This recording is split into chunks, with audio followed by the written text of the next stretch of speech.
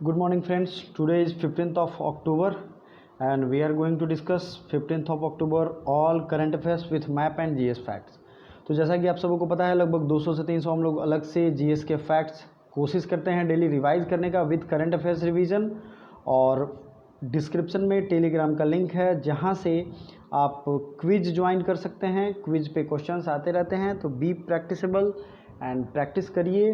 Facebook, Telegram, Instagram सबका link description में है। अगर कोई क्वेरी हो तो आप फॉलो करके पूछ सकते हैं, बात कर सकते हैं, ठीक है। तो चलिए शुरू करते हैं। पहला क्वेश्चन आज का जो है वो है राष्ट्रीय आपदा न्यूनीकरण दिवस, national disaster reduction day celebrated on which date. तो ये जो है नेशनल डिजास्टर रिडक्शन डे ये मनाते हैं 13 अक्टूबर को। तो कल मैंने कहा था सब लोगों को कि जितने भी डे होते हैं इम्पोर्टेंट डेज उनका कमेंट करना है। तो काफ़ी कम लोगों ने किया बट ठीक है, कोई बात नहीं है। जो भी लोग 2021 में एंट्रेंस देने वाले हैं या आगामी जो भी एग्ज़ाम देने वाले हैं उनके लिए है कि करंट अफेयर्स को डेली देखिए, क्योंकि एक फ़िक्स टाइम में ये सबसे अच्छा रिवीजन का सोर्स है। चलिए आगे बढ़ते हैं। अक्टूबर मंथ में जितने भी डे हैं सबको रिवीजन करते हैं। पहला है 1 अक्टूबर को international day of older person. दूसरा है नॉन वायलेंस डे 2 अक्टूबर या 2 अक्टूबर को। महात्मा गांधी के साथ साथ लाल बहादुर शास्त्री की भी जयंती है 2 अक्टूबर को। वर्ल्ड हैबिटाट डे इस बार मनाया गया 5 अक्टूबर को, ठीक है। फर्स्ट मंडे को ये मनाया जाता है। वर्ल्ड एनिमल वेलफेयर डे मनाते हैं 4 अक्टूबर को और वाइल्ड एनिमल डे मनाते हैं 6 अक्टूबर को, ठीक है। वर्ल्ड टीचर्स डे मनाते हैं 5 अक्टूबर को। इंडियन एयरफोर्स डे मनाते हैं 8 अक्टूबर को। प्लीज़ नोट इट डाउन अगर आपको याद नहीं है तो, ठीक है। वर्ल्ड पोस्ट डे मनाते हैं 9 अक्टूबर को। वर्ल्ड साइट डे मनाते हैं 10 अक्टूबर को। साइट दृष्टि दिवस मनाते हैं 10 अक्टूबर को। International day of girl child 11 अक्टूबर को मनाते हैं। बर्थडे ऑफ लोकनायक जयप्रकाश नारायण ये मनाते हैं 11 अक्टूबर को। अगला है UN international day for natural disaster reduction. ये कब है? 2nd वेडनेसडे को मनाते हैं, तो इस बार ये मनाया गया 13 अक्टूबर को। यही चीज़ें आपको देखनी थी। नेक्स्ट है वर्ल्ड स्टैंडर्ड डे, ये मनाते हैं 14 अक्टूबर को। उसके बाद है वर्ल्ड फूड डे, ये मनाते हैं 16 अक्टूबर को। और एलर्जी अवेयरनेस डे, मतलब फूड से एलर्जी दोनों है, 16 अक्टूबर को। नेक्स्ट है 17 अक्टूबर international day of eradication of poverty, मतलब जो गरीबी उन्मूलन दिवस है वो है कब है? 17 अक्टूबर को, ठीक है। वर्ल्ड आयोडीन शॉर्टेज डे ये मनाते हैं 21 अक्टूबर को। UN day and world development information day, United Nations day 24 अक्टूबर 1945 को स्थापना हुई थी, इसलिए 24 अक्टूबर को मनाते हैं। International UN day. World thrift day या वर्ल्ड सेविंग्स डे ये मनाते हैं 31 अक्टूबर को। तो ये काफ़ी हो गया। Death anniversary of Indira Gandhi भी है 31 अक्टूबर। तो इतनी चीज़ें अगर आपको याद हैं, रिवीजन है, अगर आप रिवीजन कर पा रहे हो डेली तो समझ लो आपकी तैयारी ऑन द वे है। और करंट अफेयर्स में रिवीजन करना एक बहुत अच्छा सोर्स है।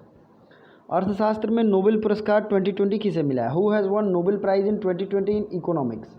तो नोबेल प्राइज़ पे एक अलग से वीडियो पहले ही आ चुकी है। तो Paul R Milgrom and Robert V Wilson, इन्हें इकोनॉमिक्स का नोबेल प्राइज़ मिला है। और आइए नोबेल प्राइज़ जिनको भी मिला है फिर से हम लोग टोटल जितने भी फील्ड में नोबेल प्राइज़ मिले हैं सबको हम लोग रिवीजन कर लेते हैं एक साथ। तो देखिए, सबसे पहले अर्थशास्त्र का नोबेल प्राइज़ दिया जाने लगा 1969 से। सबसे पहला नोबेल प्राइज़ आया था 1901 में, ठीक है। उस समय फिजियोलॉजी एंड मेडिसिन, मतलब मेडिसिन के क्षेत्र में ये दिया जाता था। अर्थशास्त्र का नोबेल प्राइज़ 1969 से। इकोनॉमिक्स का जो है इस बार दिया गया है, सबसे पहले उनका नाम याद होना चाहिए, professor Paul R Milgrom and professor Robert B Wilson. They are the university of Stanford, दोनों स्टैनफोर्ड यूनिवर्सिटी के प्रोफेसर हैं, ठीक है। तो 2020 Nobel prize in economics also called memorial Riksbank prize in economics, ये दिया गया है इन दो प्रोफेसरों को। अब इनके लिए जो है ये ऑक्शन थ्योरी इन्होंने दिया था, नीलामी सिद्धांत एक तरीके से, और इनमें एक नए प्रैक्टिस को इन्होंने ऑक्शन फॉर्मेट की खोज की थी। अगला है नोबेल प्राइज़ में इस बार जो प्राइज़ की राशि है, जो अमाउंट है वो भी बढ़ाया गया है, और ये $1,118,000 इस बार का अमाउंट है। ठीक है, doctor Harvey J Alter, Michael Houston and Charles M Rice, इन तीनों को हेपेटाइटिस सी वायरस की डिस्कवरी के लिए इस बार का फिजियोलॉजी एंड मेडिसिन का नोबेल प्राइज़ दिया गया है। ठीक है, ऑन अक्टूबर 7 को ये दिया गया। अब है केमिस्ट्री के नोबेल प्राइज़, तो ये हैं इमैनुअल कारपेंटर फ्रांस के, जेनिफर डॉर्डन ये हैं यूएस के, इनको मिला है केमिस्ट्री का नोबेल प्राइज़। अगला देखते हैं, वर्ल्ड फूड प्रोग्राम को मिला है world Nobel peace prize, Nobel peace prize, Nobel का शांति पुरस्कार।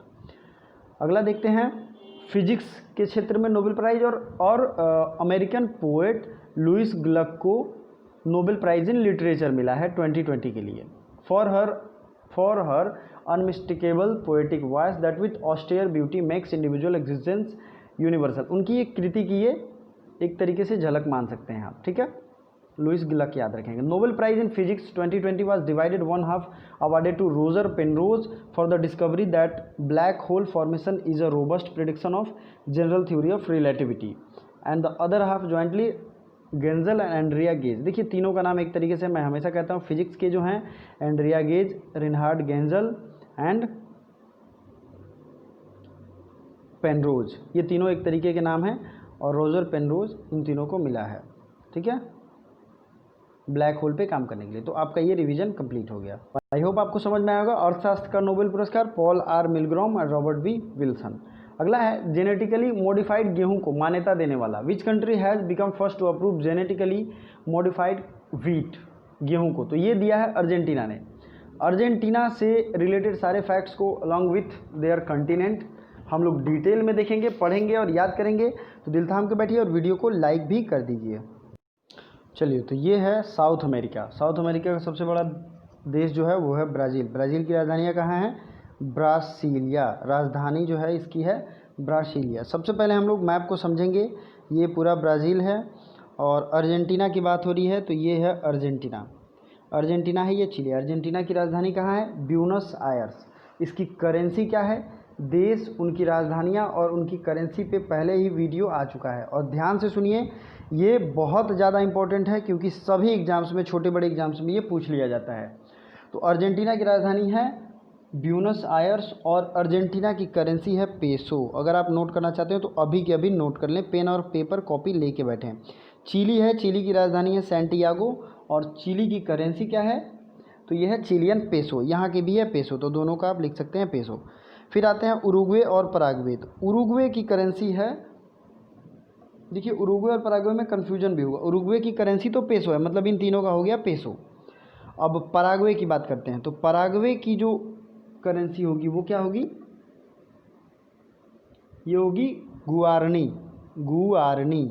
ठीक है, लेकिन उरुग्वे की है। उरुग्वे की राजधानी है मोंटेवीडियो, मोंटेवीडियो। ठीक है, और पराग्वे की है आसुनसियोन, आसुनसियोन। ये दोनों चीज़ें आपको अलग अलग याद रखनी हो। कन्फ्यूज़न यहाँ बहुत ज़्यादा होता है, इसलिए आपको ये अलग याद रखना होगा। अब याद करते हैं बोलीविया। बोलीविया की राजधानी है लापाज और बोलीविया की करेंसी क्या है? Bolivian peso. इसका भी है पेसो, तो सिर्फ पराग्वे का अलग है। ब्राज़ील की करेंसी क्या है? ये तो आपको पता होगा, ब्राज़ील की करेंसी है रियल, REAL। ठीक है, नेक्स्ट देखते हैं पेरू। पेरू की लीमा राजधानी है और पेरू की करेंसी क्या है? सोल। अगला है कोलंबिया। कोलंबिया की राजधानी क्या है? बगोटा और कोलंबिया की करेंसी क्या है? पेसो। ठीक है, अगला देखते हैं वेनेजुएला। वेनेजुएला की राजधानी क्या है? कराकस और वेनेजुएला की करेंसी क्या है? Bolivar forte, Bolivar forte. तो ये सब आपको याद रखना चाहिए। और गुयाना, फ्रेंच गुयाना, सूरीनाम, ये सब, सूरीनाम जो है ये इंडियन ओरिजिन के लोग यहाँ पे सबसे ज़्यादा रहते हैं। और देखिए अब आते हैं फिजिकल फील्ड पे। फिजिकल फील्ड में जो है साउथ अमेरिका में कई सारी चीज़ें पूछे गए हैं। सबसे ज़्यादा जो है यहाँ का हाईएस्ट माउंटेन है माउंट अकांकागुआ, अकांकागुआ। ठीक है, अगला है यहाँ जो है सेलवास घास के मैदान पाए जाते हैं, सेलवास। ठीक है, दूसरा है कंपोस। कंपोस घास के मैदान कहाँ पाए जाते हैं? तो ये पाए जाते हैं ब्राज़ील में, कंपोस। नेक्स्ट देखते हैं, एक बहुत फेमस है ग्रान चाको। अगर आप मैप फिजिकल देखेंगे तो ग्रान चाको पूछा जाता है, कहाँ है? तो यहाँ पे है। माउंट अकांगुआ यहाँ का सबसे हाईएस्ट प्लेस है। ठीक है। पंपास, पंपास घास के मैदान कहाँ हैं? तो ये भी हैं साउथ अमेरिका में, पंपास, ठीक है। कैंपोस, पंपास, सेल्वास, ये सब है साउथ अमेरिका में। और मेरा भरोसा मानिए ये डायरेक्टली कई बार पूछा गया है। तो आई होप ये सब फैक्ट्स आपको अच्छे लगते होंगे। तो जेनेटिकली मॉडिफाइड गेहूं को मान्यता किसने दिया है? अर्जेंटीना है, जिसके बारे में हम लोग डिटेल और उसकी बाउंड्री किससे किससे लगती है ये सब हमने देख लिया है, ठीक है। चलिए आगे बढ़ते हैं। T20 मैच में 10,000 रन बनाने वाले एशिया के पहले खिलाड़ी। तो T20 मैच में 10,000 रन बना लिया शोएब मलिक ने, ठीक है, शोएब मलिक। अब इनके बारे में डिटेल आपको पता ही होगा। Commitment to reducing inequality index में टॉप पर कौन सा देश है? Which country is on the top in the list commitment to reducing inequality index? तो ये है नॉर्वे। नॉर्वे एक स्कैंडिनेवियन कंट्री है और यूरोप के मैप मैंने जब भी दिखाया है वहाँ पे मैंने आपको दिखाया है। नॉर्वे की राजधानी है ओस्लो, ठीक है, ओस्लो। और यहाँ की करेंसी क्या है? नॉर्वे की। तो नॉर्वे की करेंसी आज आपको कमेंट बॉक्स में कमेंट करनी है, क्योंकि मैं वैसा ही कमेंट करने के लिए कहता हूँ जिससे आपका नॉलेज गेन हो, नॉलेज गेन हो, इन्हेंस हो, आप सर्च करो, देखो, ढूंढो, तो आपको वो याद रहेगा हमेशा। डिजिटल एजुकेशन वाला देश का पहला राज्य कौन है? Which state is the first state to become digital education state? तो ये बन गया है केरल। केरल जो है डिजिटल एजुकेशन वाला पहला स्टेट है, ठीक है। केरल जो है हेल्थ इंडेक्स में टॉप पर है। और कौन सा इंडेक्स पे टॉप पे है? ये एजुकेशन इंडेक्स पे टॉप पे है। केरल प्रोजेक्ट केफोन लॉन्च किया था रिसेंट में, और प्रोजेक्ट तिरंगा भी यहाँ लॉन्च किया गया है। ब्रेक द चेन कैंपेन भी लॉन्च किया गया है केरला की तरफ से, ब्रेक द चेन कैंपेन, ठीक है। केरल के सीएम कौन है? पिनाराई विजयन। और यहाँ के गवर्नर कौन है? आरिफ मोहम्मद खान। तो ये दोनों चीज़ें आपको याद रखनी है। केरल में साइलेंट वैली नेशनल पार्क है, पेरियार नेशनल पार्क है, पेरियार नदी भी है, और केरल की सबसे बड़ी नदी है उसका नाम क्या है? भरतपुझा, ये पूछा जाता है। और आज भारत की जितनी भी नदियां हैं उनका उद्गम स्थल कहाँ है, इस पे हम लोग मैप भी देखेंगे और रट्टा भी मारेंगे। तो पहले हम लोग रट्टा मार लेते हैं, फिर हम लोग मैप देखेंगे। तो अभी ये फ़िलहाल इंग्लिश में लिखा है मैंने, बट आपको ये बहुत काम आएगा। सिंधु नदी ये कहाँ से निकलती है? तो ये बोखरछू लेक से निकलती है, मानसरोवर के पास बोखरछू लेक। अगला है झेलम नदी।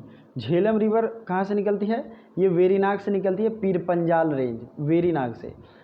रावी नदी, रावी निकलती है रोहतांग पास से, हिमाचल प्रदेश में रोहतांग पास है, यहीं से निकलती है। रोहतांग टनल को नया नाम क्या दिया गया है? अटल टनल। ये इसके बारे में डिटेल वीडियो पड़ी हुई है, आप देख सकते हैं। ब्यास कुंड से निकलती है ब्यास रिवर। सतलुज निकलती है राकसताल लेक से। कहाँ से निकलती है? राकसताल लेक से। ये याद रखिएगा क्योंकि उद्गम स्थल पूछा गया है, और मैं आपको मैप भी अभी दिखाऊंगा। गंगा निकलती है भागीरथी, गंगा को कहते हैं भागीरथी। ये निकलती है उत्तराखंड के उत्तरकाशी डिस्ट्रिक्ट से, गंगोत्री नामक ग्लेशियर से। उसी तरीके से यमुना निकलती है यमुनोत्री ग्लेशियर से, लेकिन ये बांदरपूंछ रेंज से निकलती है, बांदरपूंछ रेंज। कभी कभी रेंज भी पूछा जाता है जनरली। चंबल जो है ये निकलती है मालवा प्लेटू के महौ नामक जगह से, ठीक है। और गंडक जो है ये नेपाल हिमालय से निकलती है। घाघरा निकलती है मापचा चुंगो से। कहाँ से निकलती है? मापचा चुंगो। ये जो है मैंने एक ट्रायल बेसिस पे रखा है ताकि एक जगह रहे तो आपको दिखता भी रहे और याद होने में भी अच्छे से आपको हो पाए। अब मैप देखेंगे हम लोग। अब ये आप लोग नदियों का मैप देख लो, ठीक है। सिंधु नदी यहाँ से निकलती है, ब्रह्मपुत्रा नदी ये है, और सिंधु नदी का ऊपर का इलाका है ये गंगा यमुना, आप देख सकते हो। सिंधु नदी आपको इधर यहाँ ऊपर की दिखेगी, मैं दूसरे मैप में आपको दिखा दूंगा।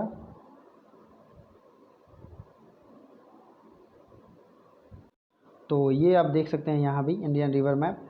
ये ऊपर से सिंधु नदी है और इससे जो रिलेटेड नदियाँ हैं झेलम, चेनाब, रावी, ब्यास, सतलज, ये सिंधु की सहायक नदियाँ हैं, ठीक है। ये गंगा निकल रही हैं, और गंगा की सहायक नदियाँ यमुना, गोमती, घाघरा, जी नदी से जो भी नदी है लगभग गंगा की सहायक नदी हैं, ठीक है। अगला है ब्रह्मपुत्रा। तो ब्रह्मपुत्रा निकलती है, फिर ये अरुणाचल प्रदेश होते हुए असम प्रवेश करते हुए और जाके बे ऑफ बंगाल में गिर जाती है।